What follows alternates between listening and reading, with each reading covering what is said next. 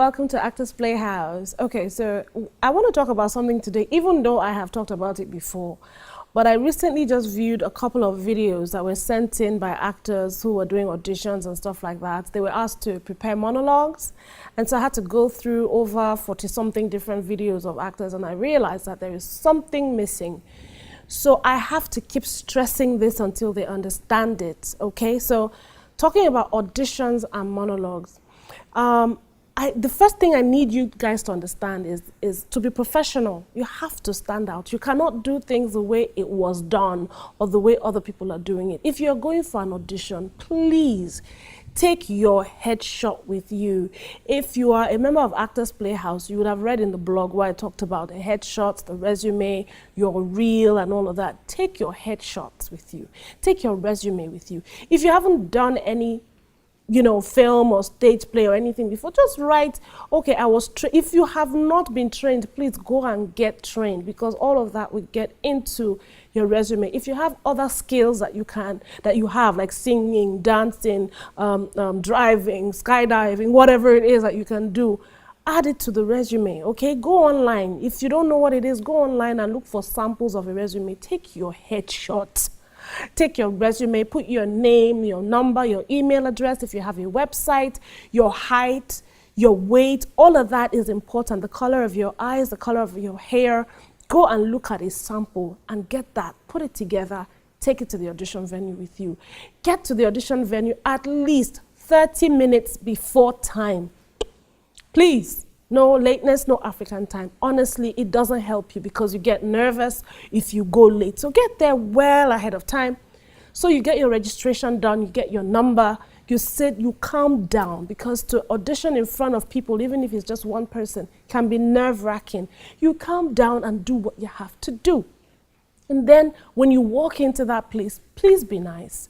Because I heard some of the judges saying to the people coming into audition, they kept saying, why are you frowning? Is something wrong? Are you okay? Don't do that. Please be nice and be friendly. And then when they say, did you prepare an audition? Or did you prepare a monologue? Sorry. If you prepared a monologue, please be confident and say, yes, I prepared a monologue. Now let's enter into another phase of what I want to talk about. When you prepare a monologue is different from a scene. I saw a lot of people who used someone to record for them, and they had like 3 to 4 different people in the scene, and they had lines. Some people had another person in the scene, they had lines. I wasn't sure who I was looking at. And unfortunately, sometimes the people that they get to act with them do better than them. So I end up looking at the people that are helping them instead of looking at them. And I'm wondering, so who am I supposed to be auditioning right now? A monologue is you talking. Just you talking. You don't need 2, 3, 4, 5 people in the scene with you.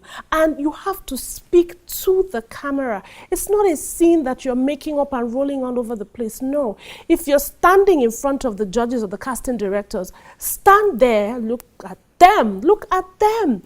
When they say action or start or whatever instruction they give you, you look straight into the camera and slate. If by now you don't know what Slate is, that is horrible. You need to find out. You need to read. Go back to the blog, anactorsplayhouse.com. Go back to the blog and read it. When they say action, you slate. Slate means your name. Hello, my name is Stella Damasus. My number is XYZ, XYZ, XYZ. And I'm here to do the monologue or I'm here to audition for this. Immediately you're done with that. Then you turn to the judges or the casting directors and deliver. If it is not a monologue, just do your lines. If it is a monologue, you are talking to the judges or the casting directors. Please do not give them heartache, because most of the time they have a tripod there with a camera that's static, and you have your cue. You have a place where you're supposed to stand, a mark. You have your mark where you're supposed to stand, because that point has been, the camera has been focused, the lens has been focused for that point. So if you move, they lose focus, okay? And then I see a lot of people when they stand, because they're nervous, they start to swing. Don't swing your body. Please do not swing. Look confident. Even if you're shaking inside, that's why you're an actor. Look confident. And then after you slate, you turn to the judges, you deliver your monologue. Please stop this thing of, oh, can I sit? Oh, I prepared a monologue. Can I use my phone? Can I lie down on the floor? then the cameraman, the videographer or the camera operator has to start looking for you all over the place.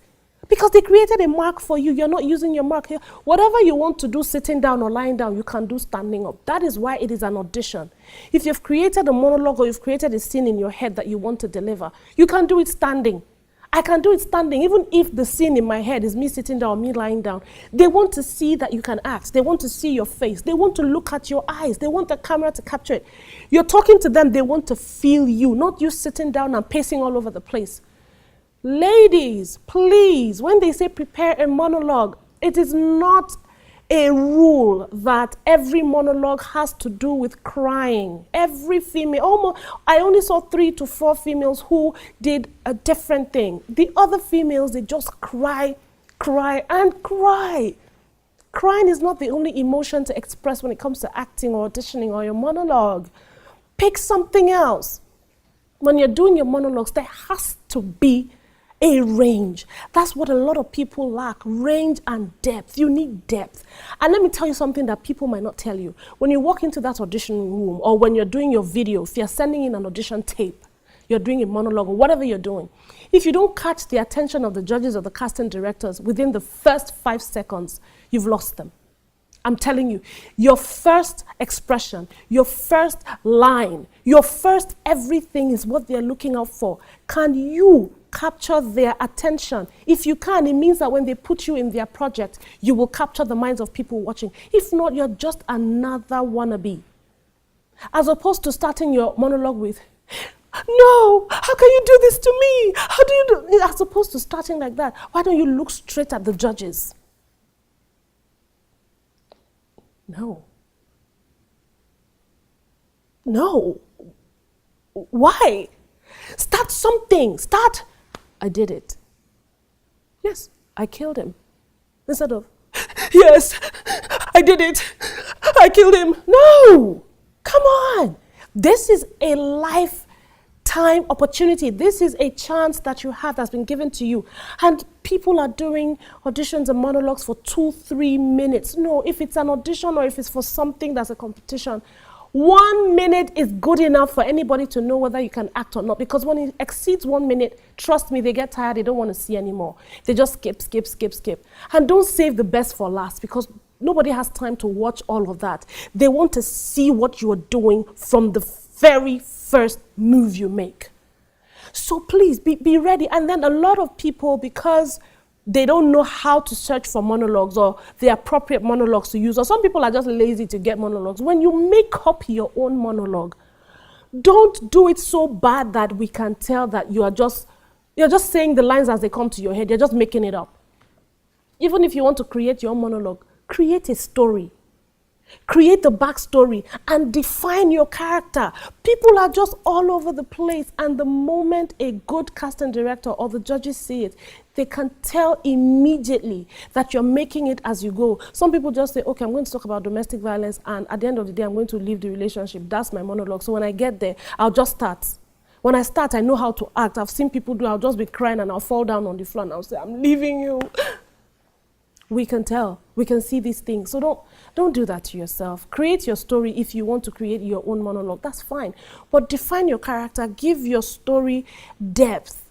Let them see that you understand your character and your emotions are clear. Because sometimes I don't understand whether you're sad, whether it is anger, whether it is just hate. I don't know, because there's a difference between all of this. You have to treat your own monologue as if it's a film, or as if, please, this is the way. This, for me, the audition part of your career is more important than any other thing, because this is the only way you get into the movies. This is the only way you get booked as an actor to do the job, okay? So don't take it lightly. Don't say, oh, they're just people that I can act. No. Deal with it and handle it as if you've gotten the job already, as if you're about to go on set and you need to get into your character. Own it, and be the character when you audition, so that when the judges or the casting directors see you, they know that, when they start throwing things at you, they know. Because there was a particular lady that did her monologue, And she played it really well. She had crammed it, she had memorized it, she knew what she was doing, she had rehearsed it. Then they said, okay, I'm going to give you a scenario to play something entirely different from what you've just done. And they gave her the scenario. Guess what? She played it the exact same way she had rehearsed her own monologue. It was the same. And the casting director said, can't you differentiate? Can't you do something else? Is this the only character you know how to play? And in her mind, she actually did it different, but she was doing the same thing. You have to be able to define your characters. You have to be able to own it, understand what you're doing, go for it the moment you start. Don't wait and start to build till the end.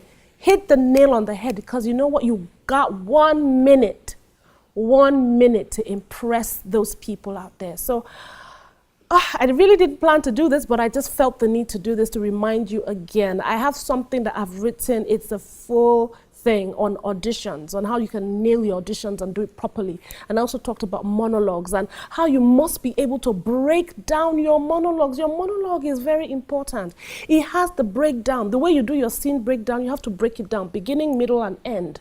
How do I catch their attention in the first 5 minutes? What's the emotion before this line comes in? Do I just start talking randomly, or do I feel something within the first 2 seconds and then deliver it so that they see my state of mind before I start to deliver it? What happened before that monologue? You have to be able to break it down and write the emotions beside the lines and build it from there. There's a lot of work to be done before you just jump out. Oh, there's an audition here. Oh, I'm going. Prepare for it. Plan for it. Is not a joke. Okay, guys? Whew, thank you so much for hanging out with me today, and I will see you again soon, okay?